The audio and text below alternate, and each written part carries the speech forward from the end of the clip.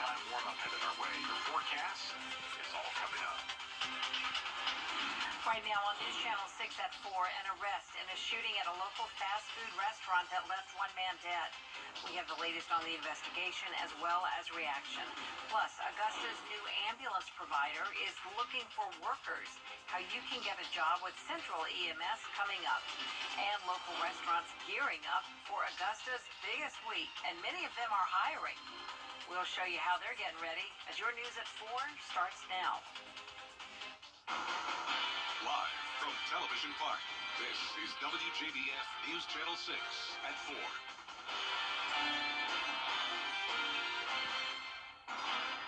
Good afternoon, everyone. I'm Jenny Montgomery. Thank you so much for joining us. Brad is on assignment. Coverage you can count on begins at 4 with the latest on a shooting that killed a man at an Augusta McDonald's. This afternoon, sheriff's investigators announcing that Xavier Hatcher is charged with murder in the shooting death of 19-year-old Daquantavius Proctor.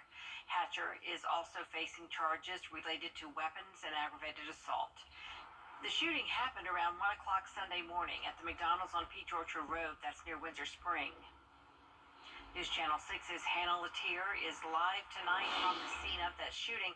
And Hannah, people in the area say they want change after this latest killing. Yeah, Jenny, anti-gun violence activists and people who live in the area spoke with me today about how they think instances like these can be put to an end. The Put Down the Guns Now Young People organization came out to the McDonald's on Sunday after the shooting to hand out gun locks. The victim was allegedly an employee at McDonald's, and the founder of the organization wants the company to provide more training on how to handle these situations. And people who live near Peach Orchard Road tell us they think gun accessibility and upbringing could make a difference. It's just pretty much raise your kids the right way and talk to them. Always be there for them, communicate. Even if you don't have kids, it's kids in the neighborhood. It takes a village to raise a child. That's what I was taught when I was growing up. And nowadays, it's everybody for themselves, and that's the problem. We got to become a community again and all look out to each other and take these kids in and teach them right from wrong. Xavier Hatcher is in jail tonight at the Charles B. Webster Detention Center, and the investigation is still ongoing. Live in Augusta, Hannah Latier, WJBF News Channel 6. Hannah, thank you for that live report. The Washington County Sheriff's Office is getting nearly $250,000 to continue one of its programs. The grant is given by the Criminal Justice Coordinating Council. It will allow them to continue their RSAT program that focuses on recovery, rehabilitation, and re-education so that participants can successfully re-enter society. Sheriff Joel Cochran and his team began the program in October of 2020. Since then, they've had 29 students successfully graduate. I've learned different things, like, coping with anger, helping with my gratitude, to be grateful for things and, people around me that want to help me get better. Also, I've learned a lot about myself, mostly, and, taking that forward, I can become a better person. Sheriff Cochran says 100% of this year's class will also graduate with their high school diploma. If no candidate gets more than 50% of the vote in an election. We are just 2 weeks away from Augusta's biggest week. The area will roll out the red carpet to golf patrons from around the world. Renata Dubose shows us how local businesses are preparing. Signs of Masters Week can be seen all along Washington Road, from the Golden Tickets bus to the upgrades on Berkman's Road near Augusta National Golf Club. As people come from across the world to the Garden City, restaurants will need help. Between each drive, chip, and putt will be cold beer, soft pretzels, and much more at restaurants near the Masters. As guests order up, local managers say they will need help. News Channel 6 spoke with Top Dog Tavern and World of Beer to see who they are looking to hire for that exciting first week in April. We're looking for every position, and it's more just in help in general. Not just for the Masters. We really need help in the kitchen. Line cooks, people to come in and do prep. Everybody kind of does the dishwasher thing back there, but mainly line cooks. Now, some managers say they will people to already have experience before coming to work for them, but they say they are willing to train them. In Augusta, Renata Dubose, WJBF News Channel 6. Augusta University is now accepting applicants for its 3 online graduate programs. News Channel 6's Kim Vickers has a look at the programs and how you can apply. I think the demand for online education has been around for a while. With COVID, that demand just took off. Dr. Mark Austin is the Associate Provost and Dean at Augusta University Online. He tells me that when they were creating the online school, they made a point to set it apart from other online colleges. The difference is we're a bit like a private school education, but operating in a public school model. And that is very different from any of the models that we've seen out there, specifically from some of those for-profits. All 3 of the new online programs are graduate-level degrees that were chosen for a specific reason. We wanted something in health, because really, when you think about Augusta University, we are the health center for the state of Georgia. The other is cyber. We're co-located basically with Fort Gordon. That's Cyber Central Command. And the third is just the importance of education. That program is the Masters of Education and Instruction. This is designed to teach the teachers of the future. And while these may be the first 3 programs, many more will follow. So our plan is, this is the beginning, really. This is the first leg of a long marathon. So our goal is to get to 25 graduate programs in the next 5 years. Classes will be kept small at just 25 students per session. The design is for them to get to know each other. We know that peer-to-peer learning is just as valuable as learning from your faculty. But we want to make sure that they're always feeling connected to the university, specifically their faculty. I think in online, that's a really important piece of it. In Augusta, Kim Vickers, WJBF News Channel 6. You can find more information on the programs and a link to apply at WJBF.com. A memorable first 2 rounds of the NC. They get warmer and warmer. All right, that's what I'm pulling for, Tim. Thank you Me so too. much. Up next, we'll show you a sensory-friendly way one group helped celebrate Read Across America Week. Don't go away. A new A sensory-friendly party to honor Dr. Seuss's birthday. The event was held in Fort Wayne, Indiana. It was put on by the local group My Autism Ally. The event helped celebrate reading across America. The family-friendly event featured Dr. Seuss games, crafts, and books. Aside from the fun, it also offered resources for parents. There is more coverage you can count on coming up next on News Channel 6 at 4:30. Former President Donald... You would know it with the beautiful cold temperatures outside. We have ourselves a freeze warning in effect for tonight. We're going to talk about this. We'll talk about how low these temperatures are going to go. We're also going to talk about a warm-up that's headed our way as well. All coming up in your Live 6 forecast. Right now on News Channel 6 at 6, Augusta's new ambulance provider is looking to hire. Details on the hiring event ahead. Plus, one person facing charges tonight after a deadly shooting at a fast food restaurant in Augusta. And the Washington County Sheriff's Office receives funding for a new drug abuse program. We'll explain as your News at 6 starts now. Live from Television Park, this is WJBF News Channel 6 at 6. Good evening, everyone. I'm Jenny Montgomery. Thank you so much for joining us tonight. Coverage you can count on begins with Augusta's expected new ambulance provider putting out the Help Wanted sign. The company is looking to fill dozens of positions before it starts running calls in May. WJBF News Channel 6's George Escala has the story. Central EMS holding this hiring fair to staff up as it prepares to take over emergency ambulance service in Augusta. We've got over 40 people currently hired. We're looking to hire over 100.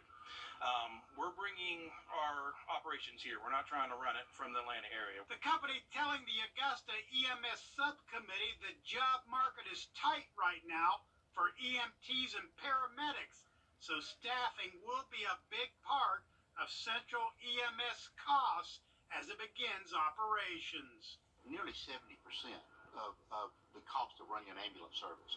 So how much those medics are paid really makes a difference. We want the medics to be paid a good living wage. What Augusta will be paying to Central is still not known. The only figure on the table is how much profit the company wants. We have to make 10% for our investment. That's it. That's what I'm looking for. Central is putting its staff together, even though the city and the company still do not have a contract or have agreed on a subsidy cost. They're coming in without a subsidy. They're saying they're going to stay. But at the end of the day, if we can't come to an agreement on what that dollar figure looks like, are they really going to stay? Because they're not going to be at a 10% profit. Central EMS is preparing to go to work in Augusta, but the company and the city have a lot of work to do to finalize a contract and subsidy. In Augusta, George Escala, WJBF News Channel 6. And it is time now for our first check of our forecast with Chief Meteorologist Tim Miller. Jenny, how are you? Welcome to springtime today. In just a bit, Jenny. All right, Tim, thanks so much. Coverage you can count on continues now with the latest on a deadly shooting at an Augusta McDonald's. The shooting happened around 1 o'clock Sunday morning at the McDonald's on Peach Orchard Road near Windsor Spring. 19-year-old DeQuantavis Proctor was killed. 23-year-old Xavier Hatcher is in custody, facing several charges, including murder and aggravated assault in connection with his death. Hannah Latier joins us now live from the scene. Hannah? Anti-gun violence activists and people who live in the area spoke with me today about how they think instances like these can be put to an end. The Put Down the Guns Now Young People organization came out to the McDonald's on Sunday after the shooting to hand out gun locks. The victim was allegedly an employee at McDonald's, and the founder of the organization wants the company to provide more training on how to handle these situations. And people who live near Peach Orchard Road tell us they think gun accessibility and upbringing could make a difference. It's just pretty much raise your kids the right way and talk to them. Always be there for them, communicate. Even if you don't have kids, it's kids in the neighborhood. It takes a village to raise a child. That's what I was taught when I was growing up. And nowadays, it's everybody for themselves, and that's the problem. We got to become a community again and all look out to each other and take these kids in and teach them right from wrong.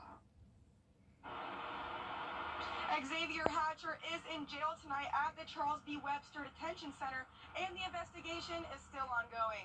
Live in Augusta, Hannah Latier, WJBF News Channel 6. Washington County Sheriff's Office is awarded nearly $250,000 to continue one of its programs. Tiffany Hobbs has the story. Washington County's RSET program is aimed at recovery, rehabilitation, and them for re-entry into society.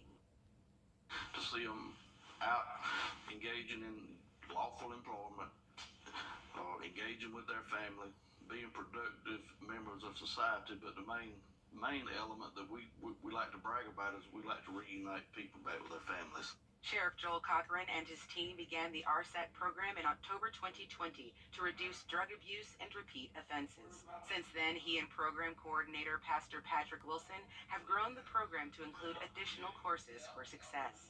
We're all about shifting the mind. Of course, when they first get into class, they don't know really what to expect out of the class, but they come in one way and they leave another way, and the way that they leave is so much better. The recent grant is given by the Criminal Justice Coordinating Council. It will allow Washington County's RSET program to expand its reach and resources. Once I got in here, I realized that it's more to life than to what I was choosing to do. I've gotten more in tune with like a rational mindset, rational thinking, and being able to look into the future and progressively think about like what actions yield which consequences. I have bad anger, but I haven't showed it since I've been in class. I built a great bond with ourselves friends. This program really changed my sense of direction. It taught me how to be a better man. It taught me that it's never too late to change your ways. I've learned a lot about myself, mostly, and taking that forward, I can become a better person. Since the program began, 29 students have successfully graduated. The class of 2023 say they're ready for their big day.